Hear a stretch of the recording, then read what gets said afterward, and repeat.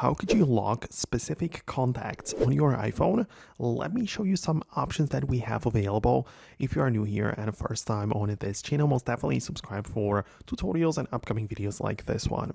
So at first, running the iOS 26, you have the ability to hold down on the Contacts app as such, and you have the ability to remove it from the home screen. So at least it's not entirely or immediately visible, right? But it's not really the best way to hide information stored about some other people. It's not like you can hold down on specific contact and hide it in any way. So the best way to hide some numbers or lock it somewhere would be to use the Notes app, where you start a new note.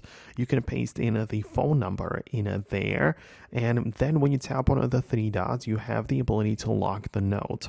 You can use the iPhone passcode or set up a distinct separate password for just the Notes app, right? And this is how you can store the information like the name or phone number, and then you can just always come back to the of course notes, the particular note where you have it, and tap the phone number and make a phone call, or make a text message or whatever.